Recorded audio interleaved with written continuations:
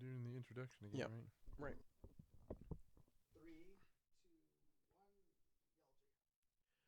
Well, hello, and welcome back to the Second Glance podcast. And of course, I am your host, Gabriel, and my co host. Kelly?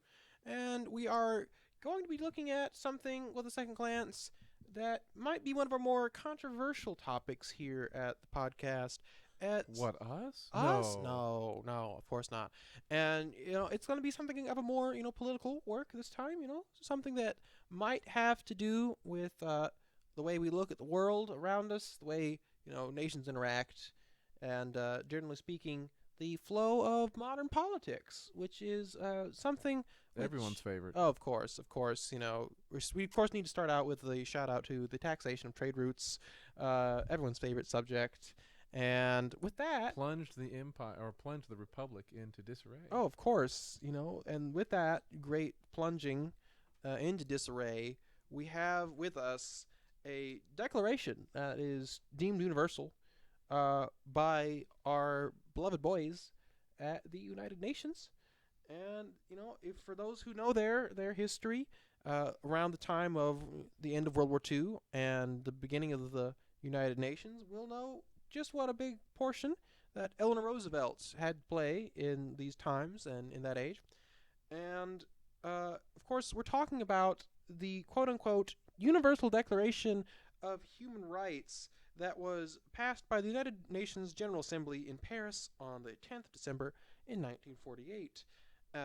Yes, and Basically, if I have ever read this, I certainly don't remember Right. it. So this is, in a lot of ways, going to be... yeah, this is going to be Kelly's reaction / review and general discussion to this quote-unquote seminal and all-important piece of political literature. Yes, because apparently there is some high-quality content Oh, of course. that needs some special attention. Yes, indeed.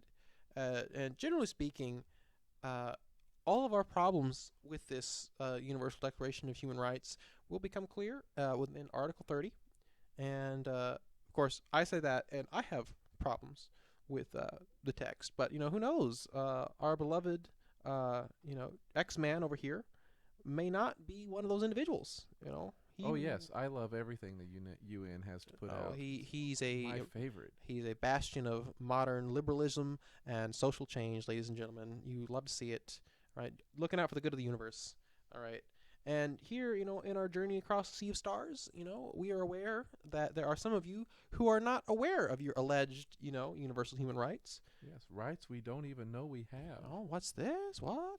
So, with that in mind, we are going to begin reading off with the preamble. It's not too long, but it's not too short either, not too shabby. Slightly less brief, as we say here at the podcast with a second glance. And I'll just, with that, get right into it. Whereas recognition of the inherent dignity and of the equal and inalienable rights of all members of the human family is the foundation of freedom, justice, and peace in the world. Whereas disregard and contempt for human rights have resulted in barbarous acts which have outraged the conscience of mankind, and the advent of a world in which human beings shall enjoy freedom of speech and belief and freedom from fear and want has been proclaimed as the highest aspiration of the common people. Yeah. Whereas it is essential. Freedom from fear and want. See, I'm already starting to have Yeah, whereas red it is flags go off. essential, if man is not to be compelled to have recourse, as a last resort to rebellion against tyranny and oppression, that human rights should be protected by the rule of law. Whereas it is essential to promote the development of friendly relations between nations. Whereas the peoples of the United Nations have in their charter reaffirmed their faith in the fundamental human rights, in the dignity and worth of the human person, and in the equal rights of men and women, and have determined to promote social progress and better standards of life in larger freedom. Whereas member states have pledged themselves to achieve, in cooperation with the United Nations, the promotion of universal respect for and observance of human rights and fundamental freedoms.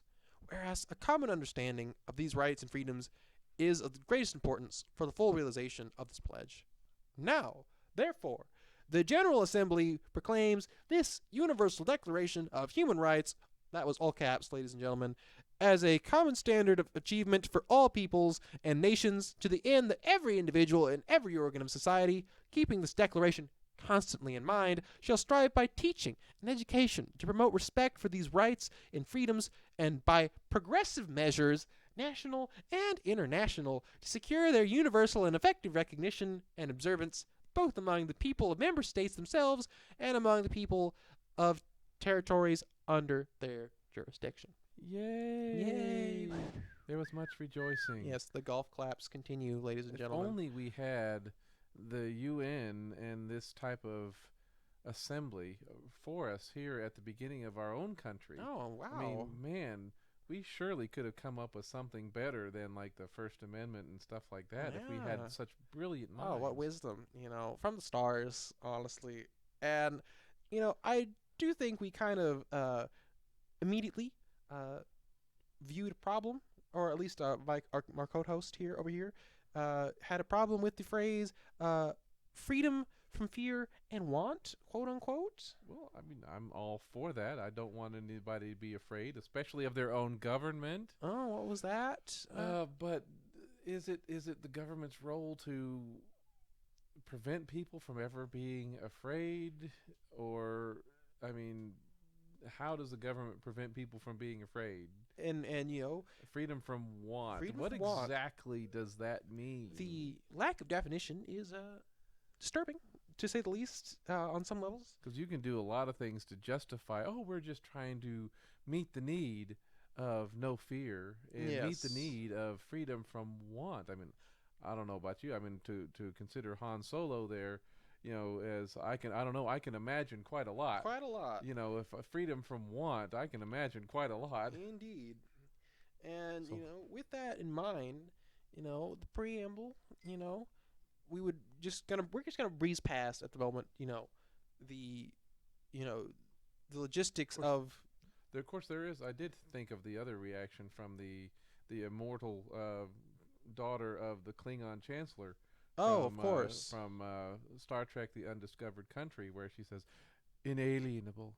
Even the very mention of it sounds racist," or whatever it was. I can't remember the exact quote, but that was from the Undiscovered Country with the Klingons upon the Enterprise. Good Lord. And we're just going to breeze right past the ability of the United Nations to declare something a universal human right or not, because, human beings always have had a great consistency and universal agreement when it comes to such So yeah, do things as these human rights exist just because they say Right, so? exactly. And we're going to, continue on discovering that here as we go down. So Article 1, I think, generally speaking, is a fairly decent one to start us off, fairly self-evident, as we say here in the USA. All human beings are born free and equal in dignity and rights. They are endowed with reason and conscience and should act towards one another in a spirit of brotherhood. That's great. That's Yeah. great. That's generally Is that speaking. the only basis of it? Is that we're intelligent and reasoned and conscience and stuff Yeah, like and that? so we should act toward each other in a spirit of brotherhood because we are reasonable creatures. We're rational beings. Yeah. And I fully agree that as a right, we are born free and equal. Yeah. Under the law, right? But again, this is also getting into things where equal in what respect? Well, what you what to what lengths? contrast that to American documents of the Exactly. founding. All men are endowed by their Creator. with certain inalienable rights. Yes, and So I mean, there is no appeal to any kind of higher authority other than just this declaration. exactly. And we know that human beings can declare things all the time, and they do All the time. declare things all the time. And All people are equal. Some people are more equal than others. all right, George Orwell. All right, who invited you to this podcast? Get your fake American accent out of here. All right, go back to Britain, you scum. All right. With Article 2, we're going to move on to everyone is entitled to all the rights and freedoms set forth in this declaration without distinction of any kind, such as race, color, sex, language, religion, political or other opinion, national or social origin, property, birth, or other status. Furthermore, no distinction shall be made on the basis of the political, jurisdictional, or international status of the country or territory to which person belongs, whether it be independent, trust, non-self-governing, or under any limitation of sovereignty. And as we say in Avengers Endgame, yes, that's what universal means. Yeah. And thank you so much. Yeah, thank you so for much. all of that. So even for those that are not in the UN, this still applies to them as well. Of course. And it's one of those things that is, universal, It applies to everyone. And Article 3, everyone has the right to life, liberty, and security of person. You know? Everyone. Everyone. Does that include the preborn, unborn? Oh, well, Do they have the right to life in this world here? Well, who knows? It's what is life? Yeah. What is well? If we find it on Mars, it's a cell or two. That's definitely life. Oh, of course, that's life. And I think, generally speaking, though, regardless of that, your definition of life, I believe that we can say that this is, fairly straightforward and agreeable. Everyone does have the rights to life, liberty, and the security of his person. Sure. Okay.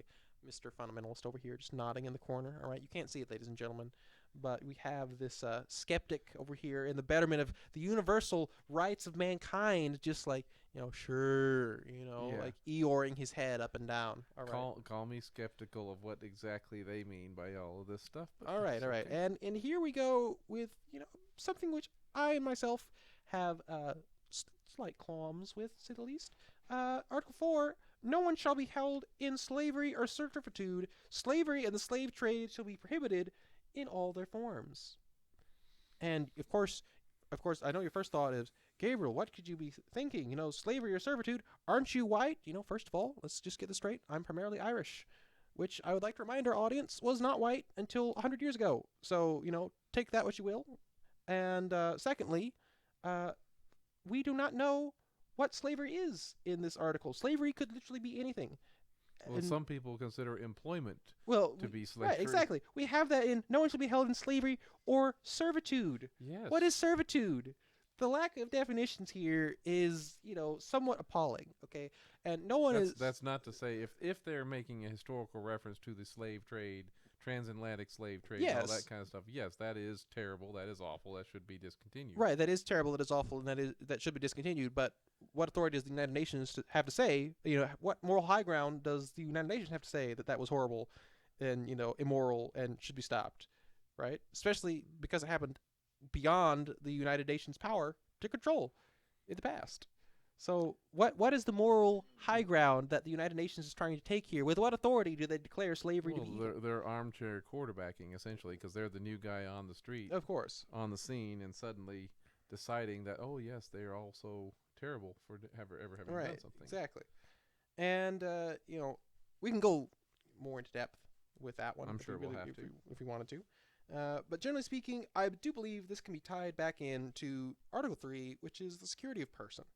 And that is something which I will reference a fair bit in this podcast, in the sense that so many things that they leave ill-defined and just scattered out there can really be just lumped in under the security of person with relative ease, because slavery, ultimately, unwilling slavery, is the avoidance of the security of your person by someone else. All right? Mm-hmm. That is, we believe, morally and ethically wrong. But there are certain circumstances in which someone forfeits their freedom and security of person. That's the whole concept of breaking a law and going to prison. Yes. And so there are certain times in which those are forfeiture. And that also includes things like, at least of property, which I'm sure some of the other things we'll get into. Oh, of course. Later. But you have a forfeiture of property because of bad decisions. Yes. But this is talking, I guess, the inherent person. Yes, the inherent person. And of course, again, as we just said, we could go on in further detail, but we're going to move on to Article 5, which is, again, something which can be lumped in with security of person. But no one shall be subjected to torture or to cruel, inhuman, or degrading treatment or punishment. Which, okay, yeah, again, that's all well and good. All right, but what is that? All right? Mm-hmm. That, I agree. That sounds great in principle. But please, more definitions. Yes, what is because, that? After all, if I define or determine that cruel and unusual punishment, so to speak, includes not having internet, well, you're justified in doing anything to provide that. I appreciate the side eye that I received as part of the younger generation in that statement. I greatly appreciate that, and well, I would agree with you completely that yes, the avoidance of internet is, a breaking of human rights, cruel and unusual punishment. But that beside the point. I think we can fairly If say. I was going to go there, I'd say, yeah, I should be free to live in my parents' basement until I'm 37, Well, at least. thank God there is no basement. Okay, we can only be grateful for such small mercies. All right, such small Why mercies. do you think we chose this house? Yeah, well, had to get rid of me some way. Had to get rid of me By the some way, we did not introduce the fact that exactly who we are in relation to each other. Oh, well, we might have done that in a previous podcast. Mm-hmm. You Yeah. want to remind them of who that is? Oh yes, well, I am technically speaking the child in this relationship, quote unquote. I'm an innocent lad of 5. You may have known me from my other works.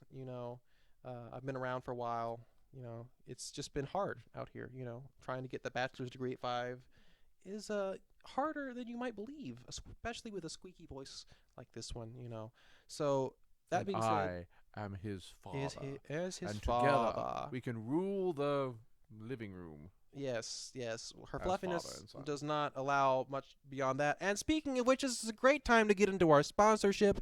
All hail her fluffiness. God save the Empress. The Empress of Appalachia. Empress of Appalachia is trying to take over the world, and she needs your support. The universe is a big place, and frankly, dogs, it's hard to gather the entire universe together in her fluffy paws without your support. So please call 1-800-BOW-WOW-WOW to aid in her universal conquest and support her imperial fluffiness in reclaiming her rightful and loyal and completely willing subjects.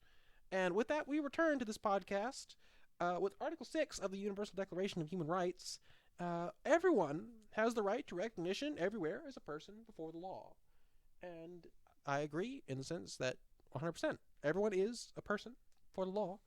But what law? Is it the law of your country? Is it international law? Is it some form of natural law? Yes, I absolutely agree with that statement. Can we get more definition on that statement, please? Everyone is the definition of a person according to the law, regardless of any, this, that, and the other, which may apply to you at your birth. Of course, what's the primary problem with that about the definition of a person? Are there any examples of people not being defined as persons? Well, I mean, you can see that, all throughout history, with, the unborn, and various infanticide problems throughout history, and, are defined not as persons not currently. as persons, and, you have the various racial issues that have... Jewish people were defined as not as persons. Yes, very true. In the Hitler's Romani as Germany, well, right. The slaves in the 1800s and the slave trade, which we just referred to. Oh, but we got to count them as those were- citizens, right? We got to count them for part of the population for the House of Representatives. Absolutely, but not grant them full rights as citizens or and be representatives as free persons. Of course not. So even defining a person has Is not something which the human race has really agreed on. yeah, we haven't been very good at that. No, we really haven't. And if this was in 47, 1947, No, it was actually Or in 46. 1948. 48. December So yeah, 10th. that's just like 4 years removed, 4 years removed from a major blunder on what defines a person. Major blunder. Put it mildly. Moving on. Okay, Article 7. All are equal before the law and are entitled without any discrimination to equal protection of law. All are entitled to equal protection against any discrimination in violation of this declaration and against any incitement to such discrimination. Okay. So, but again, violation of this declaration, loving the absolute truth and, God's word that is given to us here in this declaration, it's suddenly divine, apotheosis that humanity is having right now. Which as we're being as reading this. important as this declaration clearly Oh, of course. is intended to be. Yes. I can't believe I was not drilled on this all through elementary school. Imagine and that. all of that. Yeah, well, it's also something that, all equal before the law, I don't want to be that guy, you know me, all right?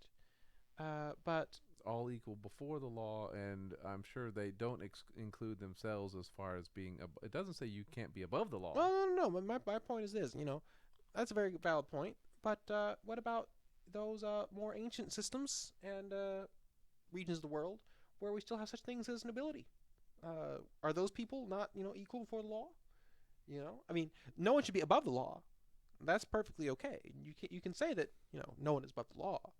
But what about those things where there is a clear, social distinction that is made, and that was instituted by the people in ages past? Is such thing I think I have issue with your instituted by the people part. well by the people? Okay, The populace. the populace, to quote her imperial fluffiness. All right, have many rights. All right, and in one way, shape, or form, we're going to get into this more. But the whole social contract theory, with Thomas Hobbes and the contract that humans and generally speaking, quote unquote, the common man, makes with the sovereign. This is critical in the understanding of human development, and really something that's not really dealt with much in our own day and age and history, especially in a very democratic Republican system that we live in. Allegedly, jury's still out on the validity of that democratic republic, but we're going to be moving on and avoiding any of that political discussion. Because this is a completely objective and not political discussion at all. This is just, a 5-year-old and his father on the couch. 5-year-old and his father on the couch. Can't remember that, people.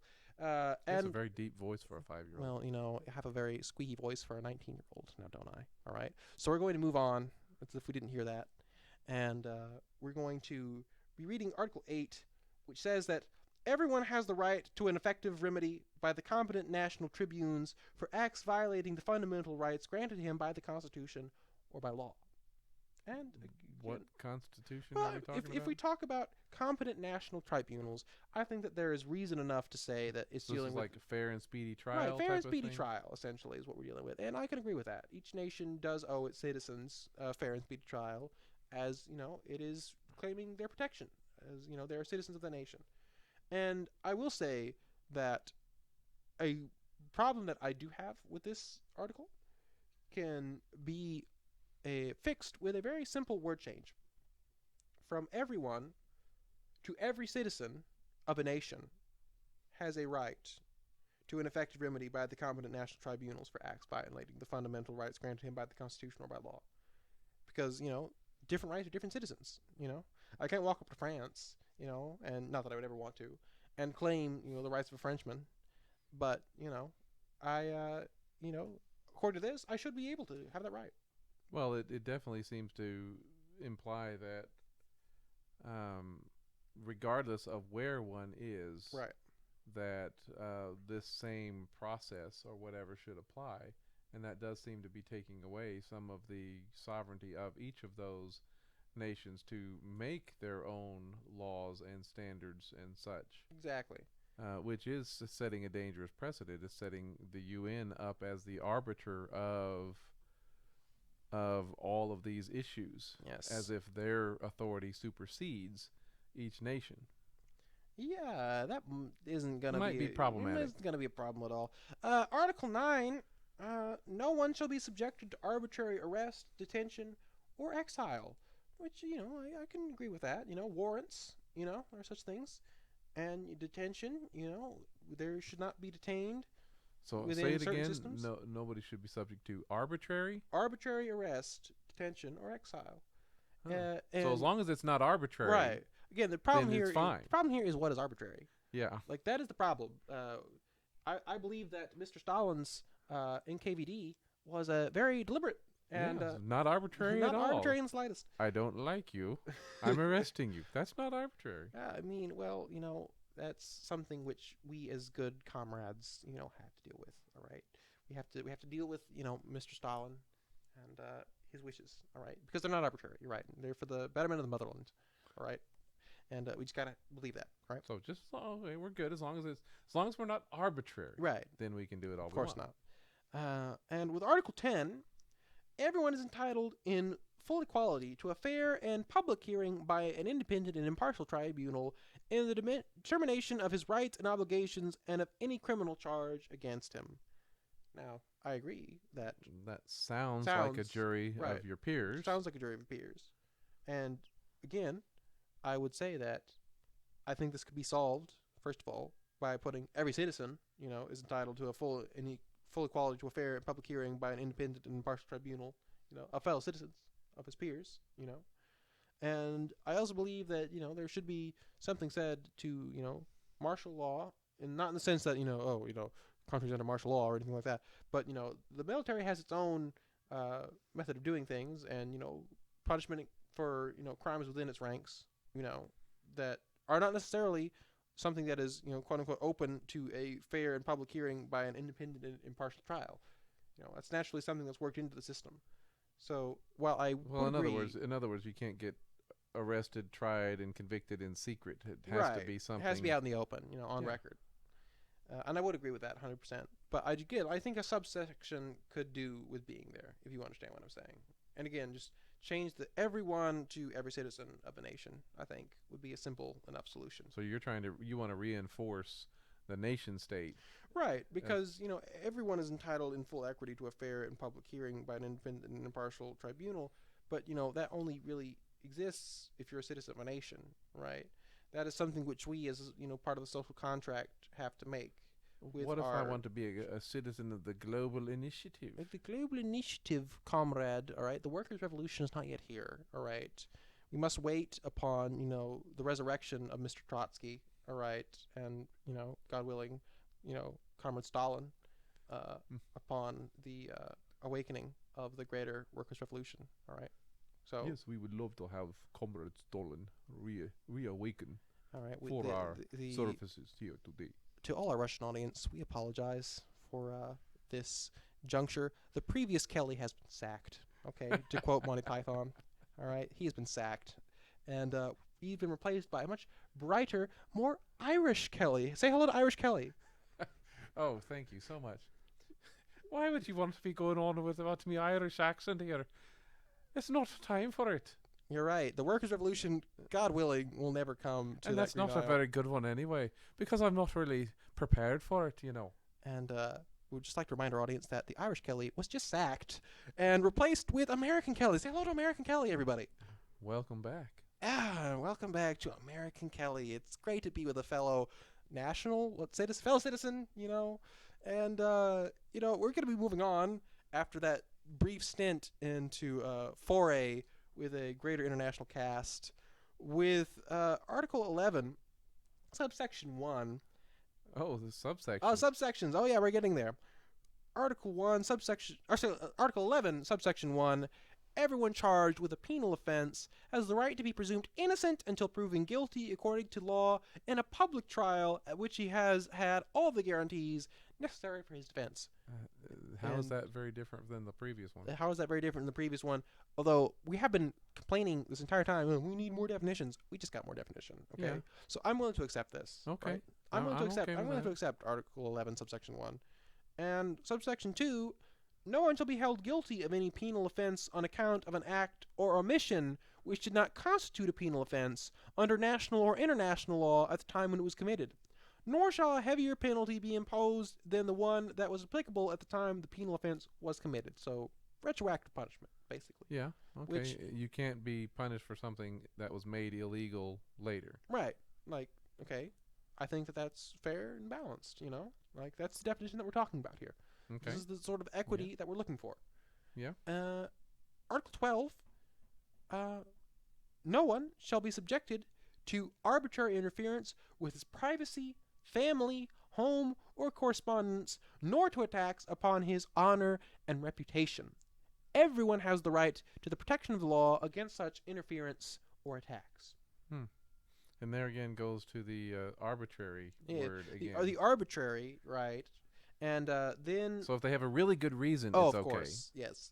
I do want to, focus in upon the, definition of privacy. What is privacy? And how far can, the state or the government or something of that nature be counted upon to define property or privacy rather. Mm-hmm.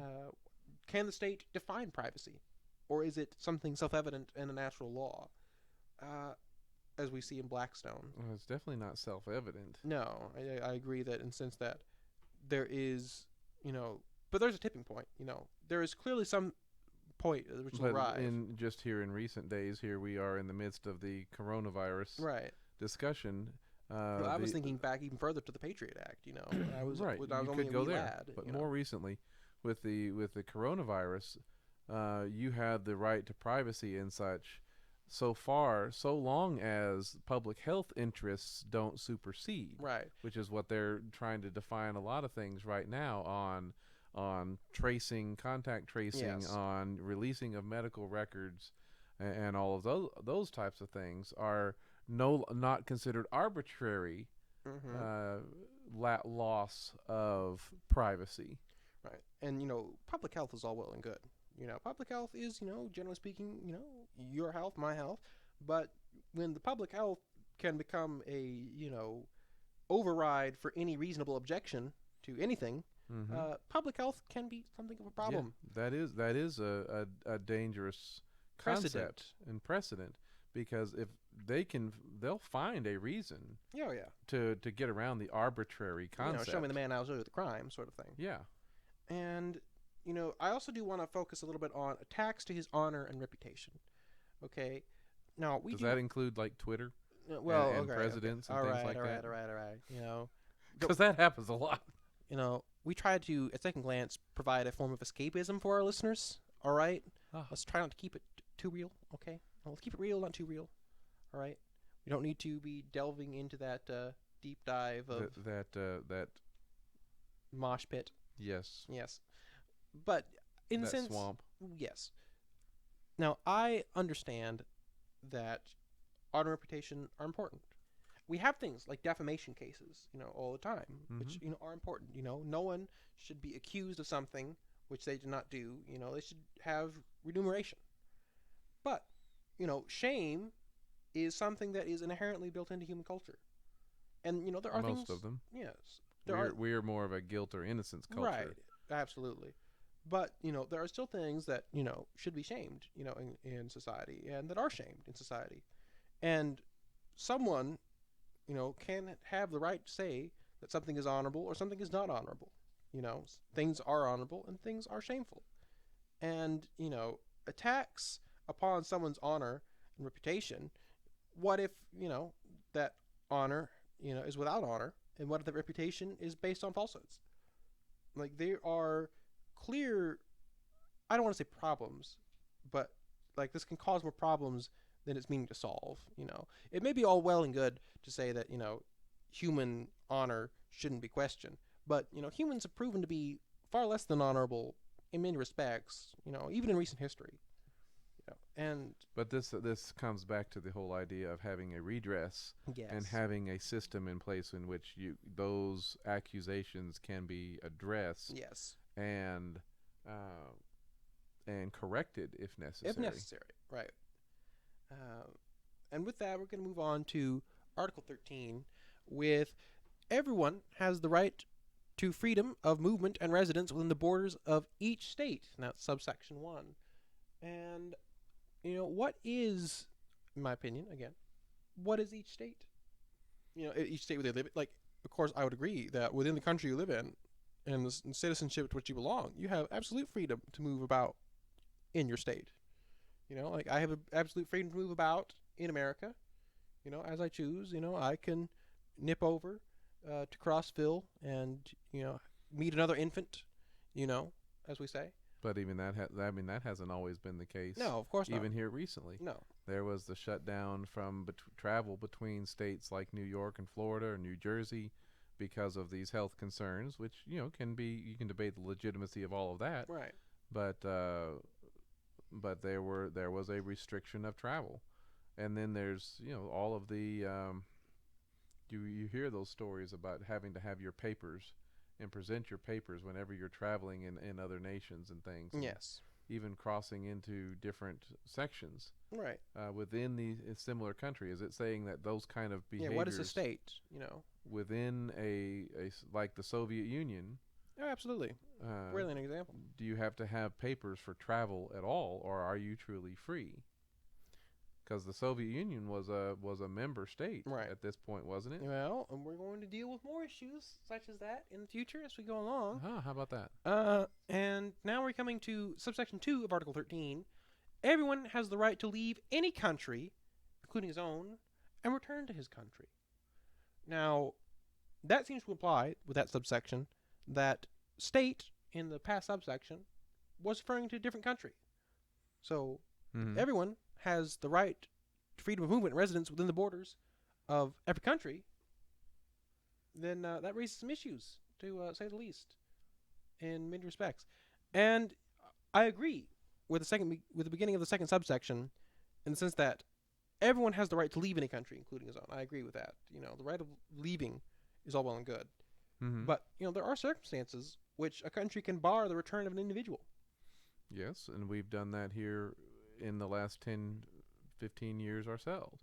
We've had people leave the United States to go and fight for ISIS, for example. Oh yeah, And the issue has been, do we let them come back? right. And banishment is a thing, people. It may be, obscure to our 21st century ears, but banishment is a legitimate punishment in many respects, and honestly, a very non-violent way of dealing with potential national threats in some respects. And with that, we're going to move on to Article 14 because it really flows rather well. Subsection 1: everyone has the right to seek and to enjoy in other countries asylum from persecution. If you're being persecuted, in one country, you should be able to flee to another country. Like there's nothing that should be keeping you in your own country. Right, so that's refugee status. Right, refugee status. And secondly, subsection 2: this right may not be invoked in the case of prosecutions genuinely arising from non-political crimes, or here's our first big moment, for acts contrary to the purposes and principles of the United Nations.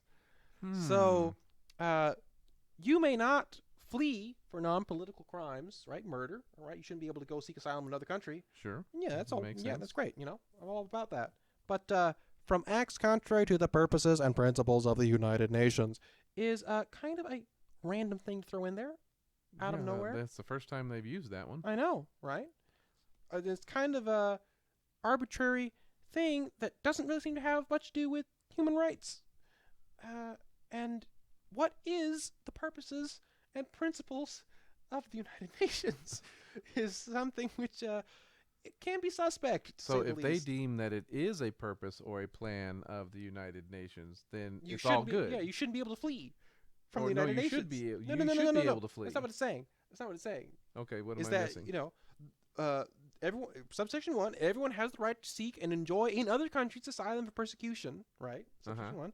Subsection 2: this right may not be invoked in the case of prosecutions genuinely arising From a from crime. non-political crimes or from acts contrary to the principles and purposes of the United Nations. So, if the United Nations has a problem with you, you don't have the right to leave. Oh, I see. Yes, you should. So if we yes. deem that you are one of those, your reason, so basically they're the gatekeepers. Yes. If they don't support your cause, then you're done. Yes. Okay. Yeah, you can't leave the United Nations, if you disagree with the United Nations. Yes. Yeah. So, They're the gatekeepers. yes, exactly. Article 15, and this is where we kind of get into what I personally call stupidity, because subsection 1 says that everyone has the right to a nationality. Everyone already has a nationality, right? The instant they're born. Everyone has the before right they're to a born. nationality. Okay, saying that everyone has the right to a nationality, okay, that's honestly one of the most stupid things I've ever heard. Do we get to determine our own nationality? Right.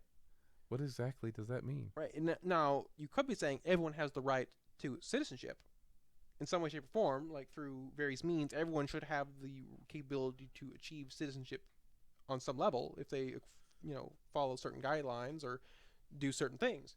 But nationality? A nationality is what you're born with. It's not a right that you have. It's something you come with, prepackaged, so to speak. So that's very redundant, to say the least. Okay. And then, secondly, no one shall be arbitrarily deprived of his nationality, nor denied the right to change his nationality. Dare I say it, nationality is not something that one can arbitrarily be deprived of, nor can it be something that can be changed, really. Well, I mean, I can see where they would have issues about that. So, like, if with all of the ways that the UN and different things have changed borders. Yes. So, like, in Turkey or someplace today, they don't recognize the Kurdish Right. nationality or the Kurdish people, and so they're denying that recognition or whatever else. And that's probably oversimplifying that, of course. Right, but again, like they're already Kurdish, you know, they're already Whether belong, Turkey right, acknowledges whether it or Turkey not, acknowledges that or not. and It's already a changing nationality that they're born with. right. So, are you thinking of nationality in terms of like ethnicity? Right, that's clearly what I believe the text is saying, like a cultural subgroup Okay. that everyone is born into a cultural subgroup unless you're born alive, like in the wild with wolves that raise you, Mm-hmm. and even then you know kind of have a cultural subgroup with the wolves, dare I say it. So like everyone has a nationality on some level. And again, like I believe this can be changed rather simply by changing the word nationality to citizenship. In the sense that, no one should be arbitrarily deprived of his citizenship. Again, defined arbitrarily, but no one should be arbitrarily defined of his deprived of his nationality, nor deprived of the right to change his citizenship. Right? Mm-hmm. I generally that would make more sense. Yeah, I believe that's a simple fix. Not too difficult. And Article 16, subsection 1, comes to again something which I kind of I fully agree with it being here, so to speak, but it's sort of redundant. Subsection 1: men and women of full age, without any limitation due to race, nationality, or religion, have the right to marry and to found a family. They are entitled to equal rights as to marriage, during marriage, and at its dissolution. So, like, on the one hand, I appreciate you, standing up for the family, all right? It's the building blocks of society, but that it's the building blocks of society, It existed long before Yes. the UN. It exists long before the UN. It's it is a I did not ask for your self-evident. permission, neither did I require it. Right. It's a self-evident state of existence, really. Just like nationality. Like, the family will continue to exist, as it has, for generations. And, well, since the beginning of humanity, really. And, I fully agree that marriage should not be limited due to race or nationality or, religion or anything like that. But, that's not necessarily a human right. If you want to phrase it in the sense that the right of men and women to marry across races shall not be infringed, all right, that's a legitimate statement about, the right to intermarry across quote-unquote ethnic lines. Mm-hmm. Like, that's a right. But just saying that men and women have the right to get married, is that something that's implying that almost marriage is something that can be taken away and that can be, people can be deprived of. Yes, and it has. And it has, to be fair, in some respects, but there has never been the a one time. the one that bothers me in Okay. that one is the statement about the all male and female of age. Yeah, full age. Yeah, what is full Of age? full age. And we're going to get into that in subsection 2. Marriage will be entered into only with the free and full consent of the intending spouses. That's still way too vague. That's okay. This is going to get into the part of the podcast where our 21st century audience may get a little squeamish. All right, we understand that the phrase "arranged marriage" can be spoken, and there will be audible screams in public. Okay, like I can say "arranged marriage," and some innocent little child halfway down the street will faint.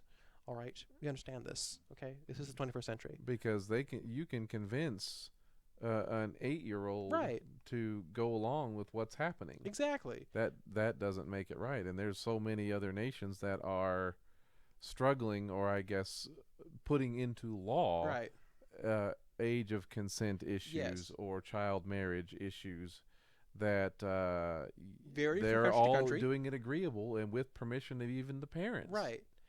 But my point is more to say that arranged marriages have kind of been the building blocks of human society for at least 5,000 years, let's say.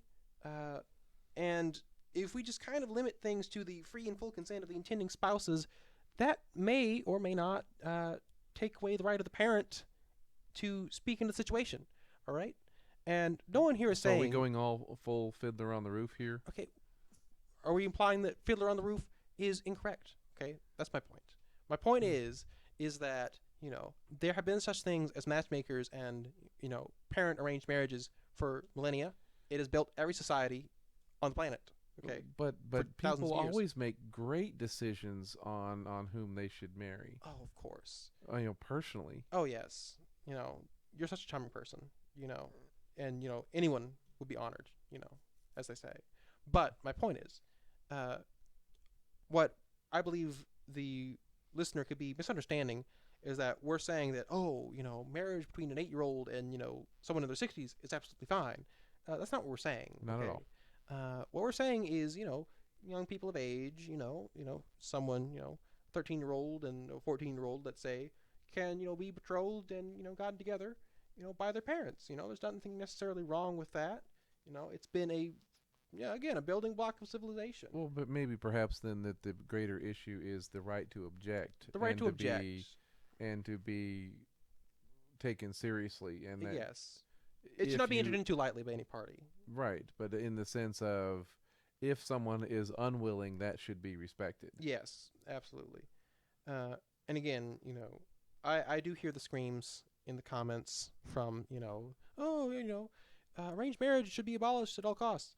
Well, you know, again, we're just going to say that with the massive age gaps, you know, are terrible.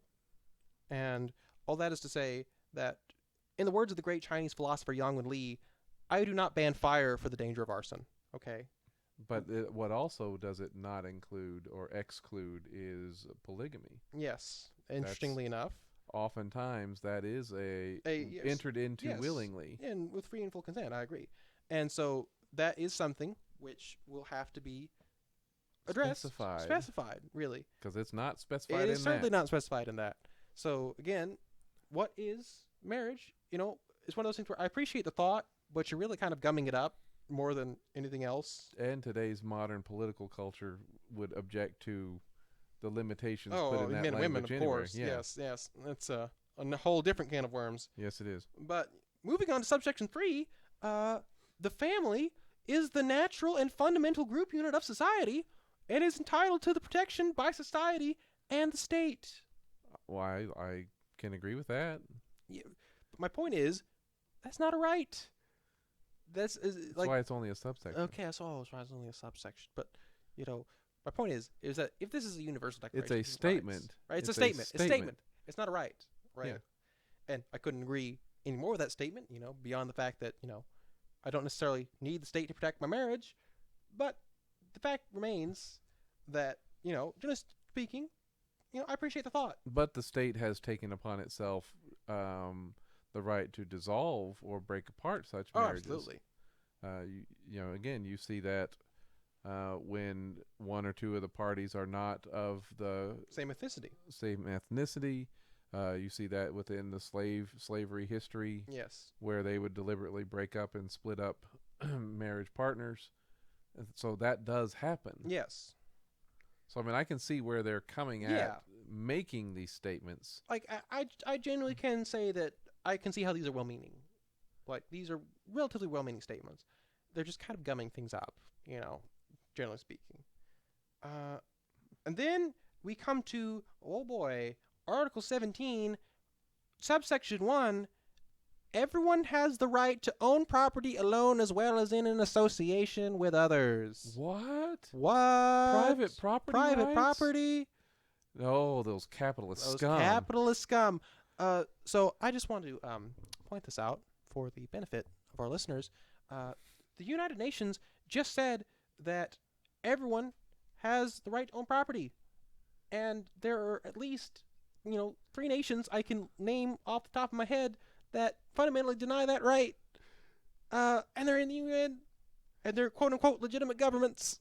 Yes, they are. And there are far too many of our own citizens in this country that want to destroy that that right of Don't listen. private property. Don't be bashing our fan base, okay? You know, we've gotten in a bunch of anime fans, Star Wars fans lately, all right? Do not, you know, be bashing our listeners so much here, okay?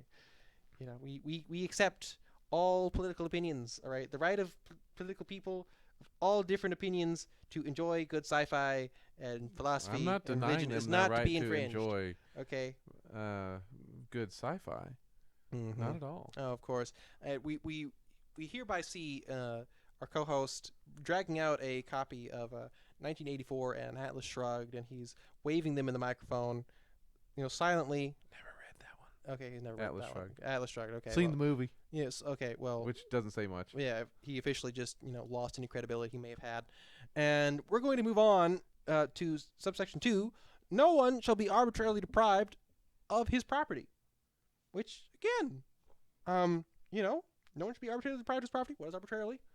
But Eminent domain. Anyone? eminent domain, which is something which our comrades across the pond, so to speak, have been notorious about infringing. Well, our government here has become notoriously bad at engaging or Yes.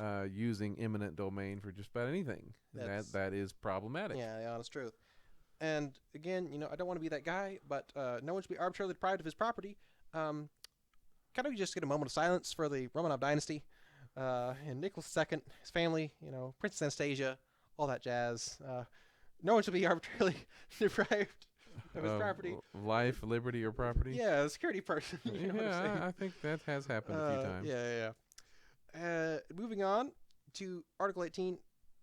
Everyone has the right of freedom of thought, conscience, and religion. This right includes freedom to change his religion or belief, and freedom, either alone or in community with others, and in public or private, to manifest his religion or belief in teaching, practice, worship, and observance. Well, thank you. Yes. I appreciate that. Yeah, okay.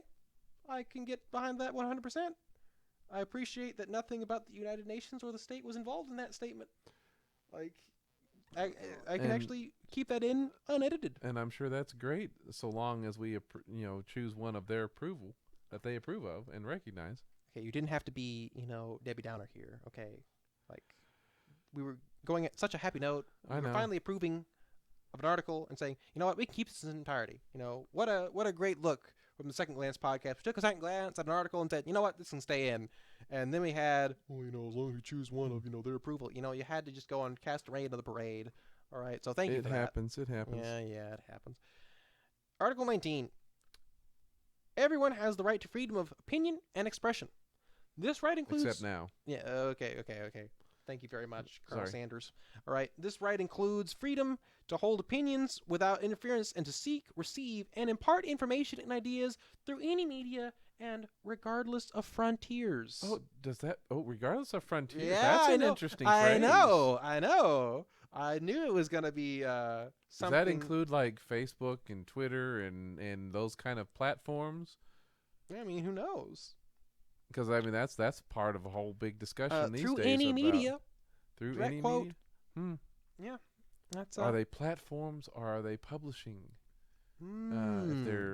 That's a big debate going on right now of censorship. Publishing or platforms, are they not both falling under the category of any media? I believe they are, as a matter of fact. And my thing is, that's all well and dandy, all right? Regardless of frontiers, a nation can have ideas that they might not want in their country, all right?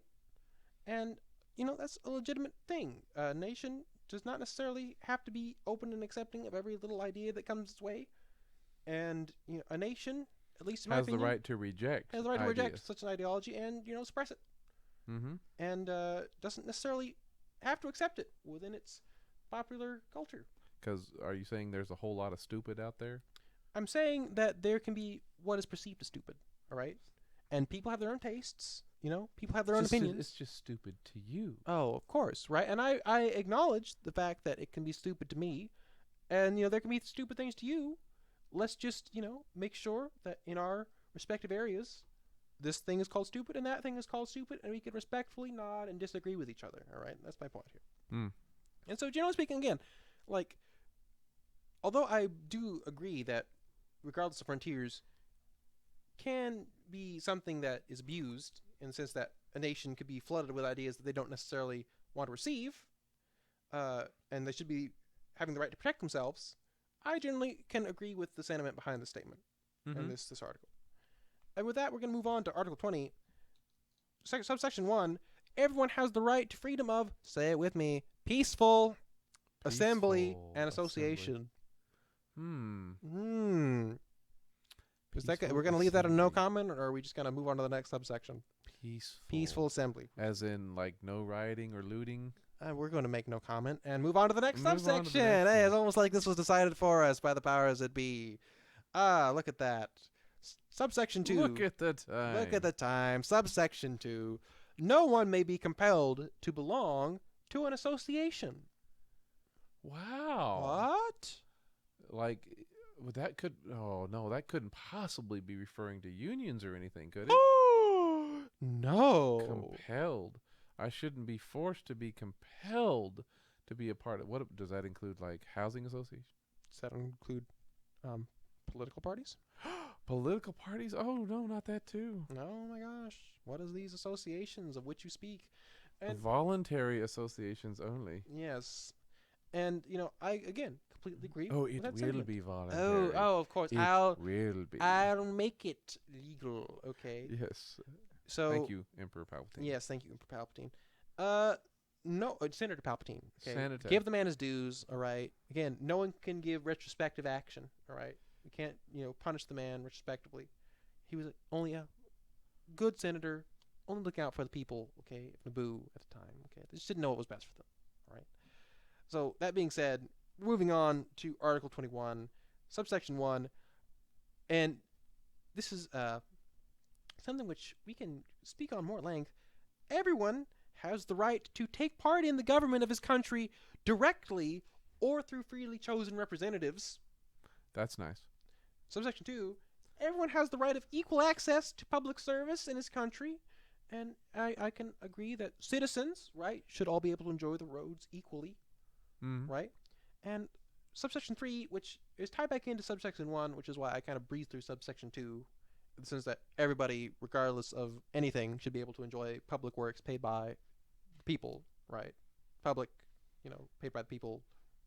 Everyone should enjoy that. Mm-hmm. Every citizen of that country is the public.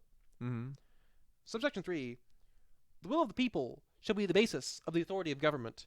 This will of the people, shall be expressed in periodic and genuine elections, which shall be by universal and equal suffrage, and shall be held by secret vote or by equivalent free voting procedures. Wow. I wonder how many nations signed on to this and definitely don't do that.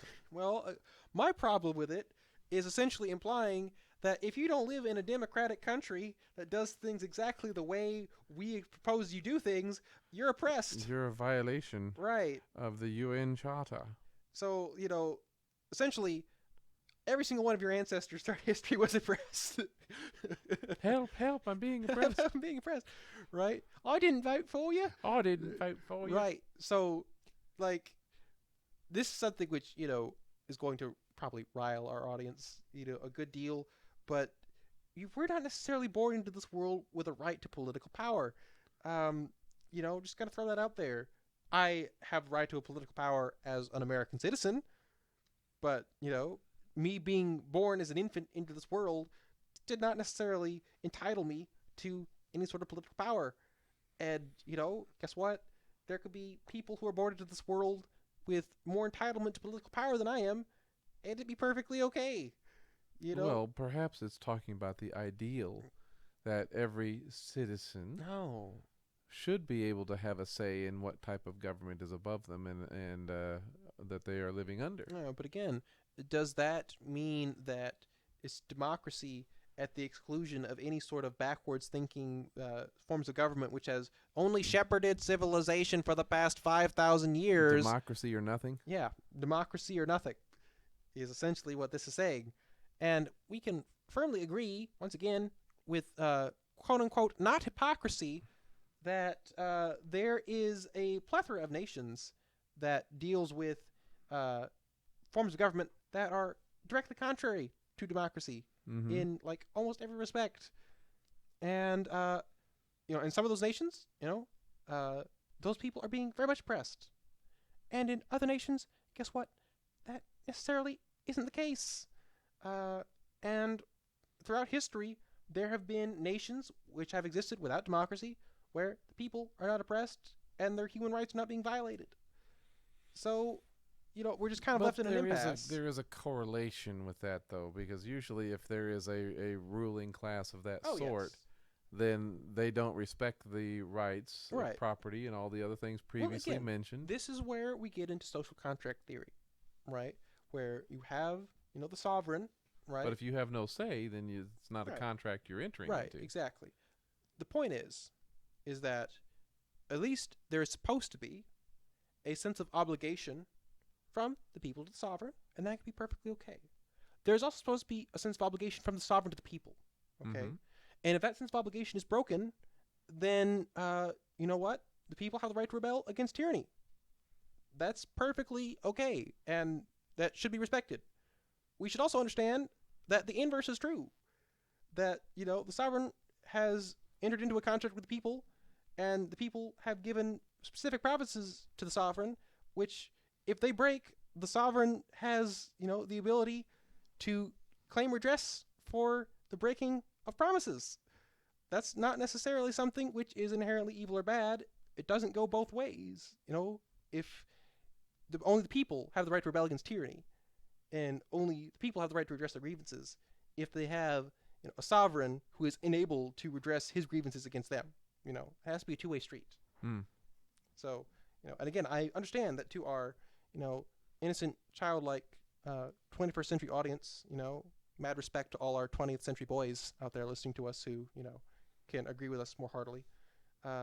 We understand that this might be a foreign concept, but it is possible to live in a society that's not a democracy and still have and rights still and have human freedoms. rights, and your own human rights and dignity are not being infringed. This does not exist, I would like to point out, for the sake of future generations, in societies which innately deny the right of property to its citizens. Just gonna throw that out there.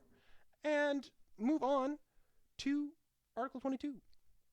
Everyone, as a member of society, has the right to Social Security and is entitled to realization. And Kelly, you can't see it, but he's bunching his eyebrows in a way that doctors would recommend as unhealthy. All right. And through national effort and international cooperation, and in accordance with the organization and resources of each state, of the economic, social, and cultural rights indispensable for his dignity and the free development of his person. I'm going to assume that it's not referring to Social Security as in the Social Security system. Right. I'm going to assume Thank that as you. well. I'm going to That was my now. Granted, this was headed by Eleanor Roosevelt, the committee that drafted this Universal Declaration of Human But I Rights. mean, Social Security in that sense was Right. just a few years old right. at So, that point, so with they respect, didn't even know if it worked probably this is probably not Social Security in that respect, but yet. Social Security as in stability Right. or general welfare, general peace, and welfare, security. right? Again, something where we can say more definitions, please. Mhm. But I also want to bring up the free development of his personality. There are some personalities which are directly harmful to everyone involved, including the person. Okay, we. Present company excluded, of Oh, course. oh, thank you, because I was not going to say that to you, but I appreciate you taking the first step and accepting me for who I am. You're And so so, welcome. I'm You're so going to welcome. take a further step and agree to tolerate who you are. I appreciate that. Yeah, exactly. So, be grateful. But, there are developments of personality which I believe should not be promoted. Dare I say it? But Disney says just follow your heart. Well, Disney is a mouse, okay? And when it No, merges with Coca-Cola, Mickey is will a mouse. rule the world. Mickey is a mouse. Disney, started with a mouse. started with a mouse. Yeah. And, we will accept our new overlords when he merges with Coca-Cola, okay? We will accept our new rulers of the Trade Federation. Dr. Pepper of the Lovers of the World Unite. Dr. Pepper's Lovers of the World unite, all right? Bring back the Cola Wars, all right? Absolutely. Whatever happened to friendly communist nations giving Pepsi its navy, all right? Just spoilers, fun fact, that actually happened, people. There was once a time when the Soviet Union paid Pepsi, a corporation, a conglomerate, a capitalist enterprise with part of its navy. And Pepsi had, what, the sixth largest military in the world? You're half a asking second? me? That's a new one on me. Okay, well, essentially, we were this close to having a blockade of Pepsi Federation ships, joining with the People's Workers' Revolution, so to speak. No more Coke will be leaving the ports. That's a whole new definition of the Coke trade. Right. Well, America is going to be the newest exporter of illegal drugs, so to speak. For all centered around Atlanta, Georgia. But the illegal Coke trade. The illegal we Coke have put trade. an embargo upon Right. Coke. Coca-Cola. Oh my gosh, that is one of those little moments of history which is buzzed by. What year did this happen? That was in the 80s at some point. All right, we're gonna look it up afterwards, and you please look it up on your own at home. But with that being said, we are going to move on to Article 23, subsection 1. Everyone has the right to work, to free choice of employment, to just and favorable conditions of work, and to protection against unemployment.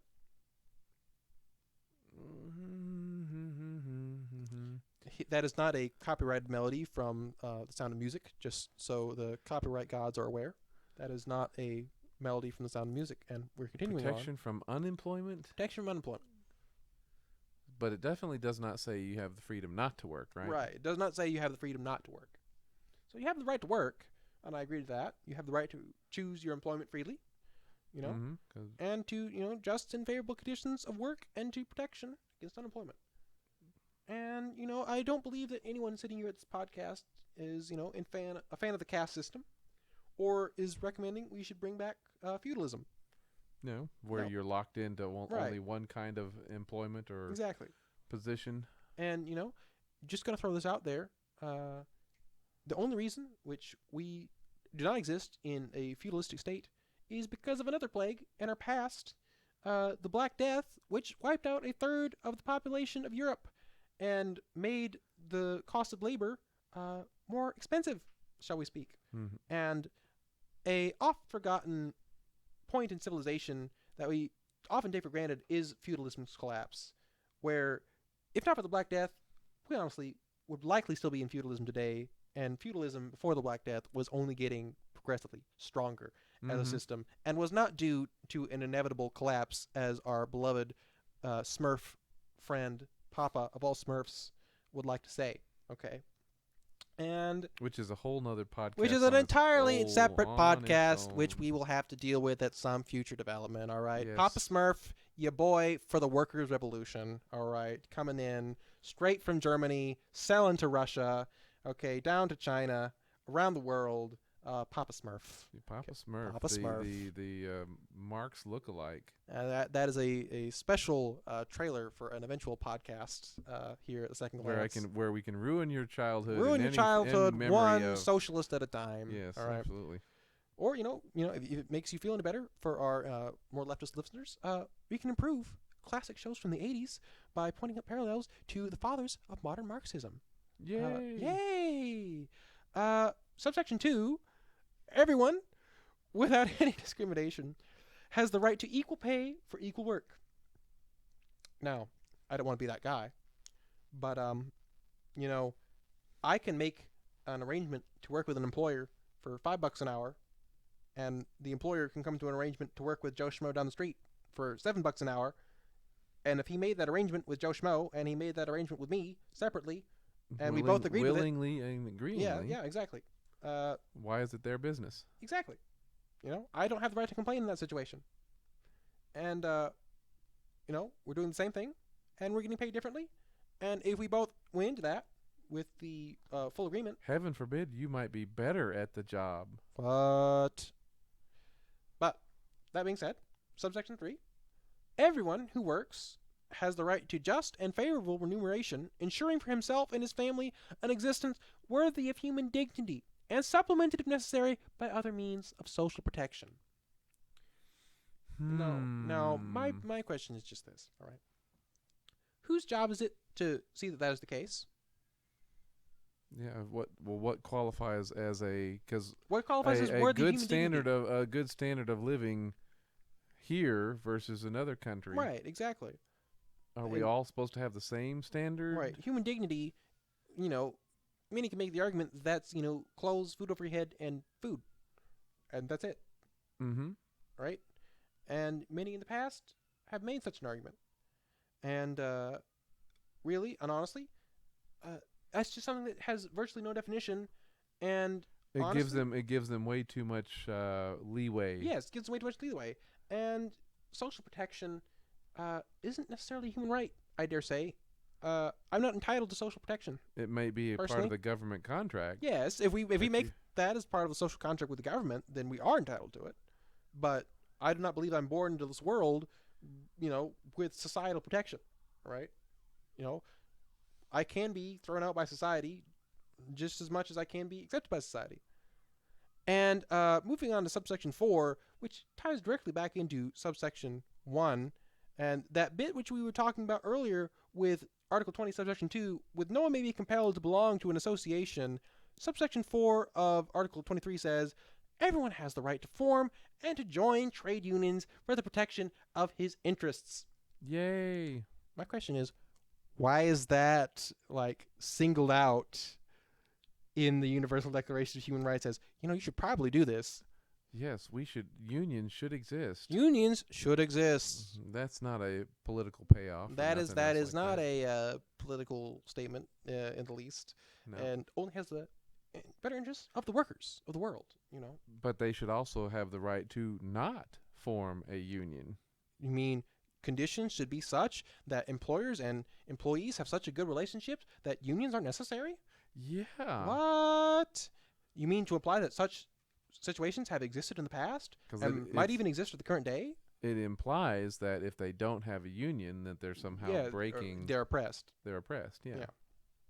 Yeah. And that's not the case, really, honestly. In Article 24, moving on, everyone has the right to rest and leisure, including reasonable limitation of working hours and periodic holidays within pay. Now, As long as that includes a free trip to Hawaii or includes something, free trip to I'll Hawaii. go with that. Absolutely. Now, we here at the Second Glance podcast may have our own reasons as to agreeing with the right to rest. Yes, very much we, so. we might have our own biases in that respect. Rest is definitely a gift given by God. Yeah, and yes, allegedly. We might see that somewhere mentioned no small amount of times Mm-hmm. in numerous texts throughout human history. But what is this right that suddenly the United Nations gives to us that we have the right to rest? All right?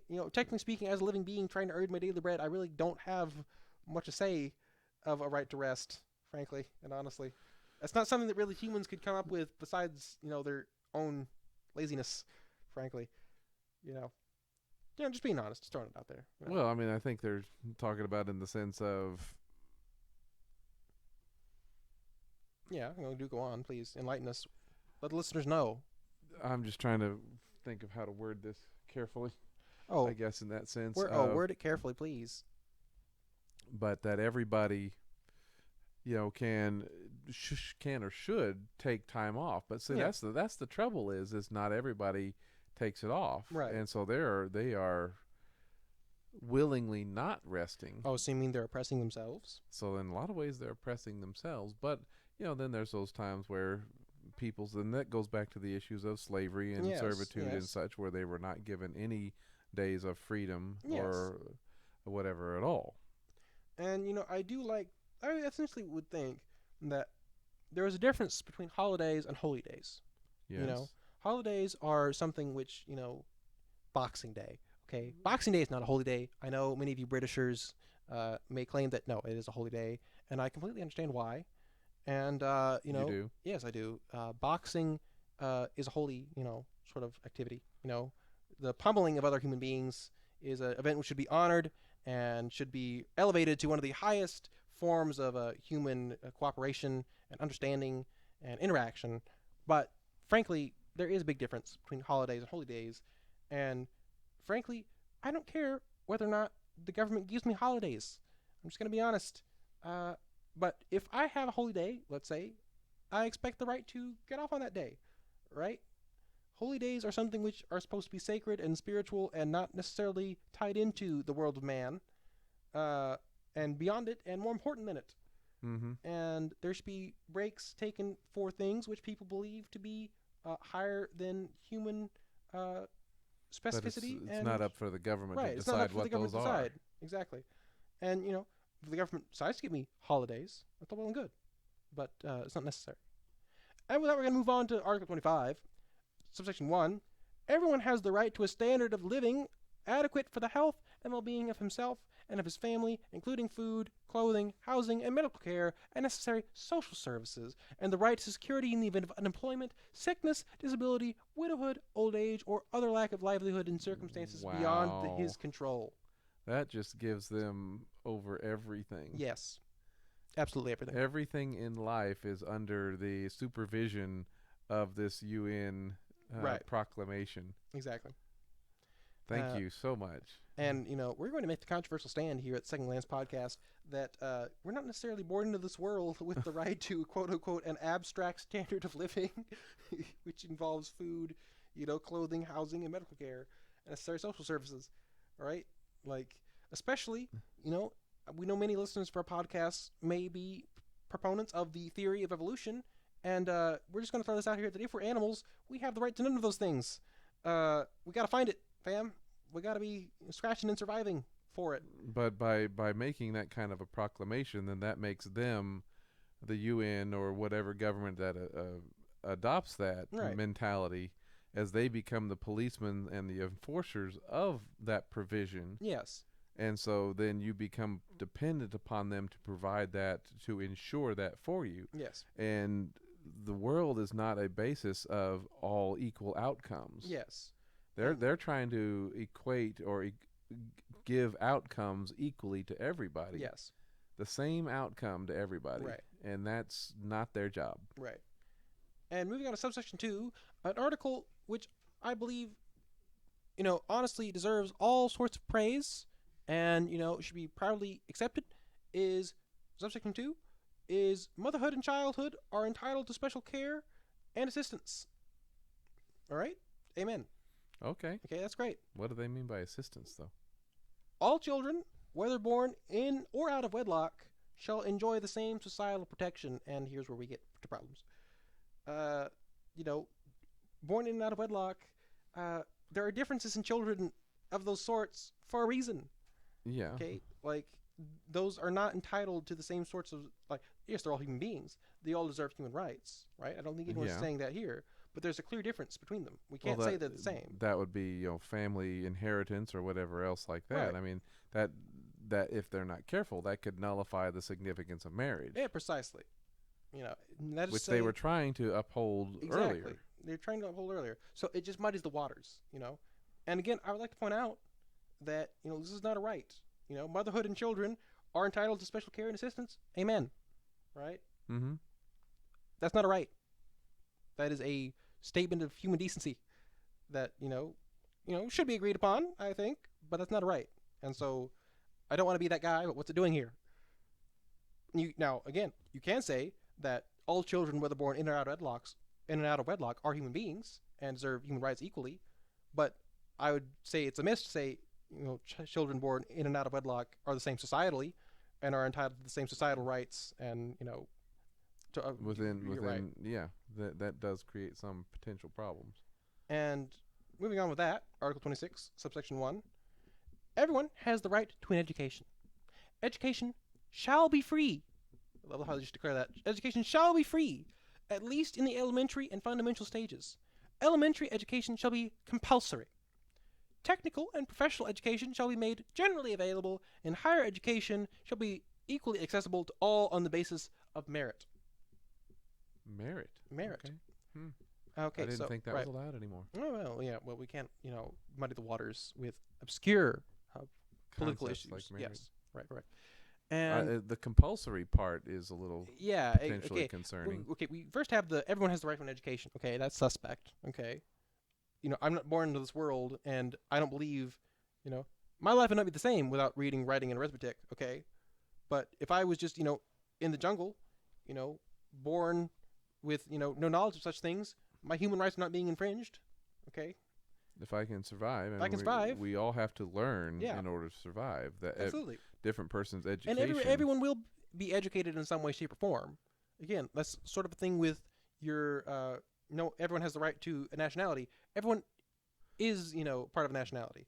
And has a potentially different way of life. Right, and everyone will be They're educated. going to learn skills, right. and they're going to learn ways Precisely. of living. But all this bit of education shall be free and education shall be compulsory, and we're going to set prices for technical and professional education. What about that has to do with rights? In the muddiness that is everyone has the right to an education in the first place.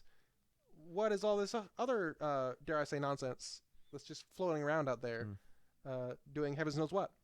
And compulsory implies that it's education that they recognize and approve of. Exactly. And we're going to get into that with subsection 2, with education shall be directed to the full development of the human personality and to the strengthening of respect for human rights and fundamental freedoms. It shall be promoting understanding, tolerance, and friendship across all nations, racial or religious groups, and shall further the activities of the United Nations for the maintenance of peace. Wow. Uh-huh. So the first goal of education is furthering the activities of the United Nations. No, backing up. Okay. Full development of human personality. Development of personality. Which we already discussed that. Yeah. The strengthening of respect for human rights and fundamental freedoms. Okay. So that's again not reading, writing, arithmetic. Right. You could do all of that without any of those exactly. things. It shall promote understanding, tolerance, and friendship among all nations, racial or religious groups. Which, nations and racial groups, I completely agree. But, dare I say, some religious groups are fundamentally opposed to each other, slightly, maybe. Potentially, they might be different religions because of different issues that might be complex. As opposed to promoting combat right. or hatred towards. I mean, we see some of that in the world today, where they're using education to indoctrinate and direct despise hate right. towards other groups. See that over in Israel in some ways. Yeah, exactly, in many ways. And that in and of itself is not bad. I agree that education should be promoting understanding, tolerance, and friendship, amongst all sorts of people. But then we come to the cherry on the top, furthering the activities of the United Nations for the maintenance of peace. And, oh boy. Yeah, because the things that they approve of. Right. Not so much. And can we just say that as the United Nations is a group of humans, what the United Nations deems is necessary for the maintenance of peace can change. And has changed. It has changed. And Many will continue times. to change. The United Nations is not some set will, supreme being that is infallible and will never change its opinion. Yep. And even worse, arguably, even if it is all those things, it's still human, which is an even bigger problem. And in lieu of all this wonderful understanding, we have subsection 3, which is parents have a prior right to choose the kind of education that shall be given to their child. Oh, thank you. After all of these demands. You'd think that would be like subsection 1. Right. Everyone has the right to the education, and parents have a prior right to choose the kind of education that shall be given to their child. I don't think they believe that one anymore, though. Right. I mean, in practice, it's not really, allowed at all. So no, parents are not given the right to choose that exactly how they want it to be done anymore. Really, in most countries around the world. So yeah, I would essentially scratch out the entire second subsection there, and the majority of the first subsection, and kind of merge the first and third subsection, the beginning of the first subsection and the third subsection together. And parents have the primary responsibility for education. Right. The problem comes is when parents don't do that. Right. And here we come to Article 27, subsection 1. Everyone has the right freely to participate in the cultural life of the community, to enjoy the arts, and to share in scientific advancement and its benefit. That sounds like that line from Les Miserables. Everyone will get to enjoy a night at the opera now. Yes. But my point is just that, again, like with nationality and education, everyone does participate freely in some way, shape, or form in the cultural life of the community. Doesn't matter what your role in society is, you're a part of the cultural life of the community if you're in a community. Like, Okay, well, so what could they be referring to then? right, They're talking about in the sense of, oh, I'm sorry, you're not allowed to go to the museum. right. You're not Like, that's allowed clearly to. what they're addressing. Right. But like again, that's something so vague that it can, and it's kind of redundant in the way it's worded. Like that can be the most well-meaning statement in the world. It is phrased so Means poorly. absolutely nothing. Yes, like, and again, to share in its scientific advancements and its benefits. Okay, that is not something which necessarily everyone has access to, or is being deprived of in their lack of access to it. Okay, like I do not have the shiny new Tesla car. Okay, that is a technological advancement. Some would argue. Okay, I know there are other people out there that say the Tesla car is a piece of garbage, and those people, could be right. I'm not saying one way or the other. I've never driven a Tesla, right? But if that is the case, that it is a technological advancement, a scientific advancement, and I'm not enjoying its benefit, personally, I'm not in the opinion that I'm being deprived. Well, I'm just throwing that out there. Yeah, I mean, sometimes the advancements come. I mean, that potentially could undo any type of copyright or any Right. type of patent where a person can take an invention, an advancement, Yeah, and make profit off of it. exactly. Which again is undermining capitalism and undermining that whole private property What? concept they were just talking about earlier. And moving on to subsection 2, everyone has the right to the protection of the moral and material interests resulting from any scientific, literary, or artistic production of which he is the author. Which So intellectual property, intellectual property, which I agree with wholeheartedly, and that stays in, at least in my opinion. Like, I agree with that wholeheartedly. Moving on to Article 28. Everyone is entitled to a social and international order in which the rights and freedoms set forth in this declaration can be realized. Say that one again. Everyone is entitled to a social and international order in which the rights and freedoms set forth in this declaration can be fully realized. Wow. So they're making it a human right for their own existence. Yes. How nice of them to include themselves in this statement. Oh, it gets An better. international order. Yes, you are entitled to an international order to preserve and protect Society. for a free and and secure society. Yes, you love to see it. You love to see it. What's the phrase? I could go verbatim for that, honestly. Like, I could go so many memes that could arise from that. But we'll move on to Article 29, subsection 1. Everyone has duties to the community in which alone the free and full development of his personality is possible. Of its personality? Of his personality. Of his personality. Okay. So everyone has a duty to the community. to And the only in community. that duty to the community is the full and free development of his personality possible. How nice. So the needs of the many kind of thing. Well, It's almost I'm going looking there. at it as the way of humanity cannot find full fulfillment unless it's doing its duty. Which, who says what that duty is? Or unless it's contributing to society. Yeah, unless it's contributing to society. So the hermit Yeah. or the monk who is Sorry, Buddha, rest in peace. You Yeah. didn't really contribute much to society. apparently not. Apparently not. All right. So I'm just gonna throw this out there and say that really is kind of dumb. Okay. I'm not gonna try to Shows how sugarcoat you that. really feel. Yeah. I'm not gonna try to sugarcoat that. That's just kind of dumb. Okay.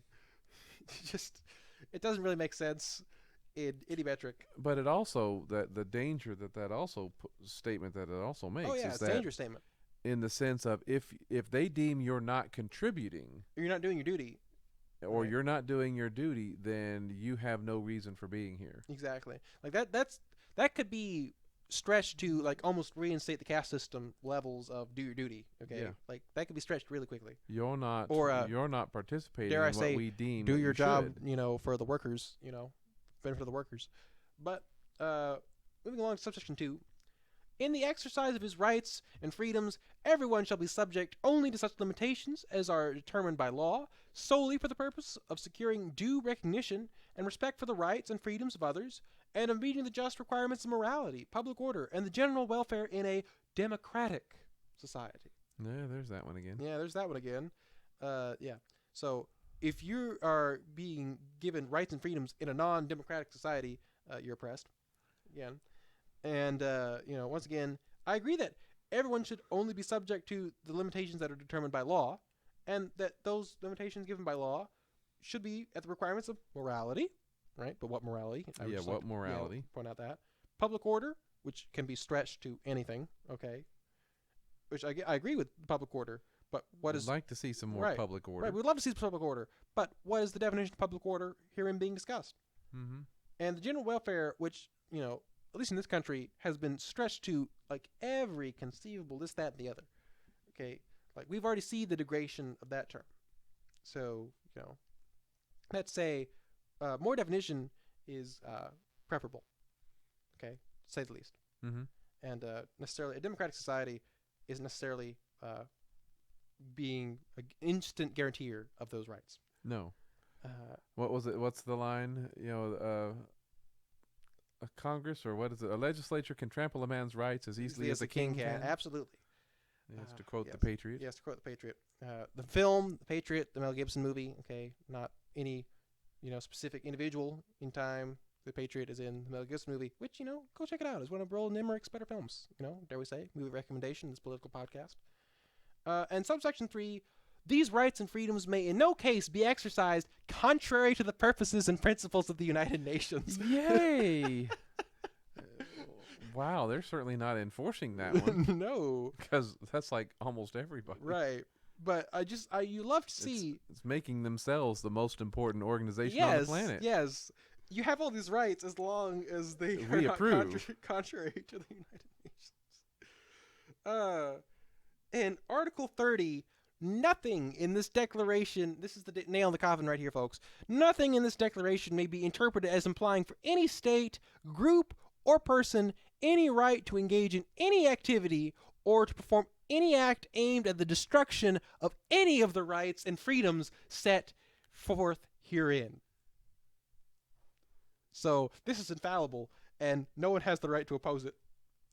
Yes, this is absolute. Yeah, I'm just going to read it again yes, for the listeners do. at home. Nothing in this declaration may be interpreted as implying for any state, group, or person any right to engage in any activity or to perform any act aimed at the destruction of any of the rights and quote-unquote freedoms set forth herein. Well, it's nice of them to close on a blanket statement that covers everything they could ever possibly want. Yes. It is nice for them to just in case we think of something else later, this is going to cover it for us. Right. Exactly. And everything we have no right to even question, as we just did and propose maybe an addendum. So basically this podcast is violating international law. The international law right. of the set forth in the Human Rights Declaration. Yeah, we have already broken the human rights on this podcast. If we suddenly go off the air and are unable to finish this podcast, it's because the UN has shown up and taken us off the air and taken down air, for violating human rights. Yes. Yes. But what happened to the How fact dare that you? What happened to the fact that we should be able to promulgate media across any platforms and across any frontier? Yes, there are so many contradictory concepts yes. and ideas in this thing, to say the least. And speaking, Kelly, that's what we were here to inform you of. That's why we need to take second glances at things. Exactly, because imagine words that. do have meaning. What a segue! What a segue! And we don't know necessarily what the next political podcast may be here at the Second Glance, but hopefully it is something that we are legally allowed to take second glances at. To please our overlords. And, with that, I think we can call it a podcast, unless, Kelly, you have anything else you wanted to contribute. I think we're good. That was my first hearing of this, and let me say, live reactions. I am so excited about the future that the UN has planned and prepared for us. We love the UN here. What we love Big Brother. We love Big Brother. Just like everyone else. Absolutely, I am so proud. Oh, yeah. To be a citizen of the United international Nations. United Nations. International order for the better peace and security of society. Yes. And that being said, all hail fluffiness. All right, taking over the universe. How's that feel about now? Taking over the universe in the name of a dog. I think, I can see it as a viable alternative, in this day and age. Perhaps. Yes. Well, with that being said, we're going to call this a podcast. We're going to be taking second glances at other political things in the future. And, we're just going to want to wish you a very happy evening and say goodbye. And I've been Gabriel. And this is Kelly. And we'll be taking second glance with you later on.